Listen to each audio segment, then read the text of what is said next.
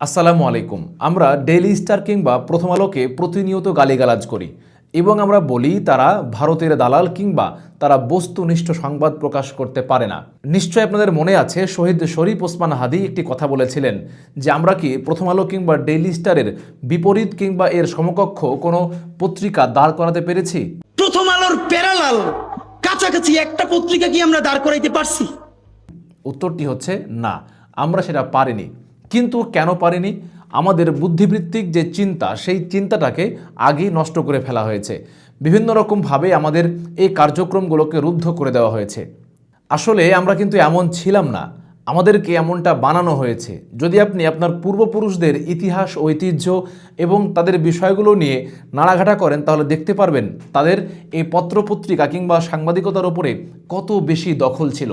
তারা এগুলোকে ব্যবহার করে কত সামাজিক কার্যক্রম এবং মানুষকে জনমত গঠন করা সমস্ত কার্যক্রম তারা কিন্তু এই পত্রপত্রিকার মাধ্যমেই এবং সাংবাদিকতার মধ্য দিয়েই তারা এই কার্যক্রমগুলো করেছিলেন। চলেন আজকে আমি আপনাকে একটি গোপন কোড দিব, যে গোপন কোডের মাধ্যমে আপনি জানতে পারবেন আপনার পূর্বপুরুষদের এই ভারতীয় উপমহাদেশের যে সাংবাদিকতার উপরে অবদান এবং বিশেষ করে বিশেষ নির্দিষ্ট কোনো গোষ্ঠীর যে অবদানগুলো আছে সেগুলোকে এখানে তুলে ধরা হয়েছে। সেই গোপন কোডটি হচ্ছে সাংবাদিকতায় আহলে হাদিস জামাতের অবদান। আপনি পড়লে আশ্চর্য হবেন যে ব্রিটিশ বিরোধী আন্দোলন এবং ওয়াহাবি আন্দোলনের পরবর্তী সময়ের যে ঘটনাপ্রবাহ এবং ওই প্রত্যেকটা জিনিসকে কীরকমভাবে ওই সময়ের মনীষীগণ, ওই সময়ের আহলে হাদিস কিংবা ওই সময়ের মুসলিম সমাজের মানুষজন কীরকমভাবে তারা এই পত্রপত্রিকাতে লিখনির মাধ্যমে এবং সম্পাদকীয়র মাধ্যমে মানুষের মধ্যে জাগরণ সৃষ্টি করেছিলেন, মানুষের মধ্যে তারা ঐক্যমত গঠন করেছিলেন। আমরা এই সময়ে এসে অনেকের সম্পাদকীয় পড়ে পুলকিত হই, অনেকের সম্পাদকীয় পড়ে আমরা আশ্চর্য হই এবং কত পত্রিকার সম্পাদকীয়গুলো পড়লে আমাদের খুব ভালো লাগে এবং কিছু কিছু পত্রিকাকে আমরা আমাদের সামনে রাখতে পারি। এইটা মূলত আমাদের পূর্বপুরুষদের যে রীতি তাকে পুরোপুরি অনুসরণ করতে পারে। এবং আশ্চর্যের বিষয় হচ্ছে যে মুসলমানদের এই সমস্ত কার্যক্রমগুলো, এই সমস্ত পত্রপত্রিকা এবং এই সমস্ত লিখনিগুলো শুধু মুসলিম সমাজের মধ্যে নয়, বরং হিন্দু সমাজের মধ্যেও বড় একটা আলোড়ন সৃষ্টি করতে পেরেছিল। কিন্তু আমরা কি এখন এই সমাজের মধ্যে এসে তা করতে পেরেছি?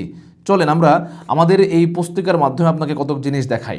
এখানে কতক উদাহরণ দেওয়া হয়েছে, যেমন 1857 সালের পরবর্তী সময়ে স্বাধীনতার জন্য সৈনিকদেরকে সাম্রাজ্যবাদীদের বিরুদ্ধে ময়দানে অবতীর্ণ করাই এই সমস্ত সংবাদ পত্রিকাগুলো বেশ ভালো মতো কাজ করেছে।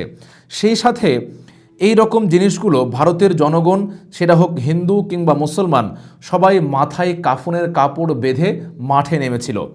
এবং সেই সময়ের উল্লেখযোগ্য যারা কার্যক্রমের মধ্যে ছিলেন, যেমন মাওলানা মোহাম্মদ আলী জওহারের কমরেড, সে সাথে মাওলানা আবুল কালাম আজাদের আল হেলাল এবং আল বালাগ, সেই সাথে মাওলানা জাফর আলীর জামিনদার এবং আগা সুরেশ কাশ্মীরির চাটান, এরকম পত্রিকাগুলো সেই সময়ে বেশ ভূমিকা পালন করেছে।